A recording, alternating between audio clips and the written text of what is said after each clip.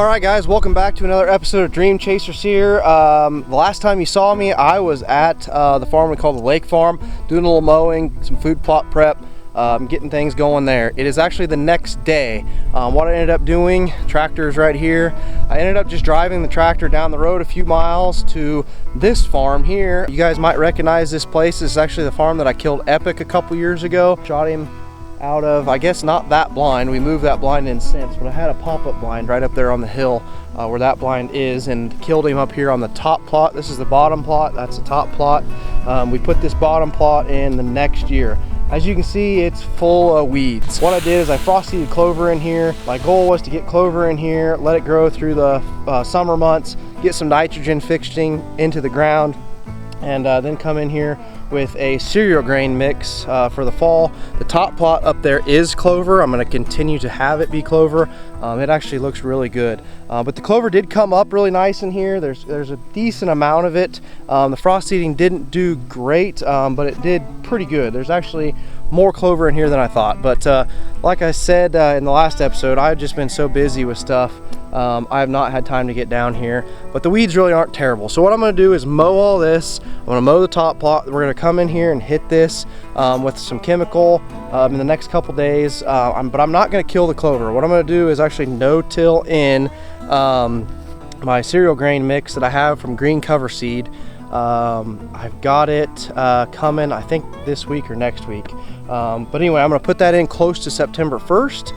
Which is in about 2.5–3 weeks from now, and we're gonna get it in here, and it should be really good. It's got triticale, wheat and winter rye and black oats in it. It's one of my favorite mixes that I came up with them. It's actually the food plot that Jeremy, my buddy Jeremy, killed Teddy, that really big body deer, up on the top plot. I had it planted to that exact same mix then, and then Epic, we shot Epic off that same plot as well. So it's a really good mix. It works really well here in our area.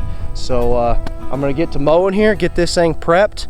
We got a really good buck coming into this feeder almost every day. He's a beautiful 9-pointer, just a huge frame. He was here last year. He was just kind of an oh-hum 8-pointer last year, but he is a stud big 9 this year. So hopefully we can get on him. I'm gonna jump in the tractor and get to mowing.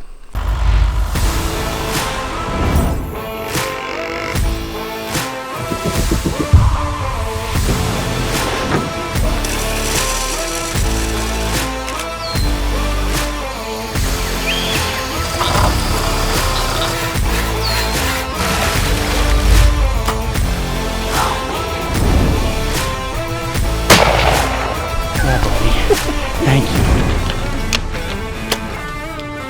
You just did it. You just did it.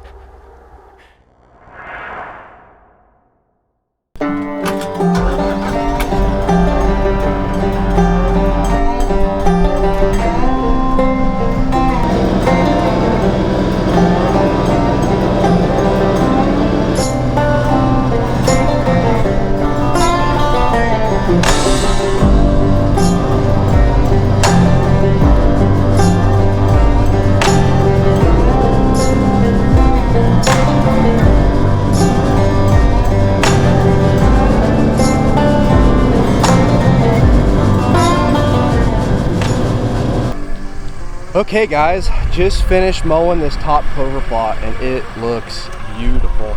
There is a couple little spots. There's one right here, one right up there. You can probably see on the aerial footage, there's a few little spots that aren't growing very well, but I think honestly I'm just gonna leave it how it is right now. It looks beautiful. I mean, this clover looks awesome. It's just thick, nice. Right here is kind of a little indention where it didn't get mowed good, but mowed off really nice. I mowed it fairly high just because we do have some warm weather coming, and I didn't want to mow it too short and have this hot weather kill it for some reason, or dry it out. But this is going to be awesome. I do have a ladder stand. I don't know if you can see it. I've got a stand and a cameraman set right here. Whitney actually had an encounter with a big deer we call Big 7 2 years ago. He actually come right through here and went right down through here, and Whitney just couldn't make it happen. It was really windy and he just never presented a good shot. But what I did here, one thing I wanted to show you guys that I do that really helps a lot. So I kind of tried to guide the deer. You got really deep bedding right down here in this bottom. We try to stay out of there as much as possible and just bring the deer out here. So what we do is I actually mowed, as you can see, paths right here. So I got a path, just kind of walk down here.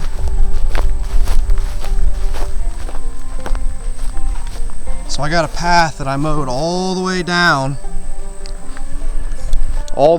there, as you can see, to where they like to come out of this bottom. And my tree stand then is right up here. So I've guided these deer. I gave them, deer are lazy. They like the path of least resistance, you could say. So they're gonna walk this path, and I actually split off of it and gave them another option right over here to enter the food plot in this trail. Another trail here, and then there was two big main trails that naturally come out right here, and I mowed them as well. So I gave basically these deer an excuse to come into this corner of this clover plot before they head out into the big ag fields and the bottom plot down there.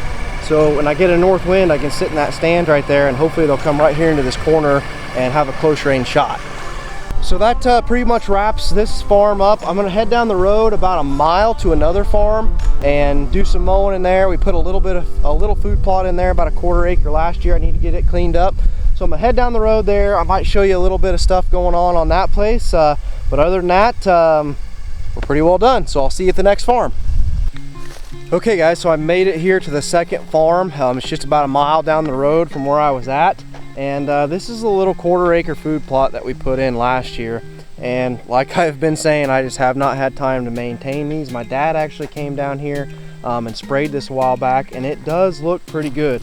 The only reason why it doesn't look the best out here as far as the ground cover is we've had so much rain. You can tell that a whole bunch of water come rushing down through this bottom. As you can tell here, I'll show you. So look, there's a bunch of debris here. You can see where the water's just kind of rushed down through this bottom, down into this old creek. So other than that, this looks pretty darn good, and there is a lot of clover in here. I mean, a lot. The frost seeding did actually pretty well, and I think this thing would be even thicker clover if it wasn't for the fact that the water come rushing down in here. I mean, look at this. As you can see, the water just washed away a bunch of area in here. But there is a lot of clover, a lot of really good looking clover everywhere. Definitely needs to be mowed. So that's why I'm here. I'm gonna mow it. And then we're gonna come in here and probably overseed it a little bit. I'm probably gonna have to do some work in here just by hand. I'm gonna have to come in here and pick up some sticks and different things like that before we can get in here and get it overseeded with the no-till drill. But other than that, it's looking pretty good. I do have a tree stand right back there in that cedar tree, but as you can see, we kind of made a hole right there. We're actually going to put a blind right there instead of that tree stand. Reason being is I just seem to get silhouetted right there a little bit, and there's really no other trees to get in for a wind in this spot. So we're gonna put a blind there eventually before season starts here. But I'm gonna jump back in the tractor, get this thing mowed, and I'm pretty impressed. It looks pretty good. So yeah, let's get to mowing.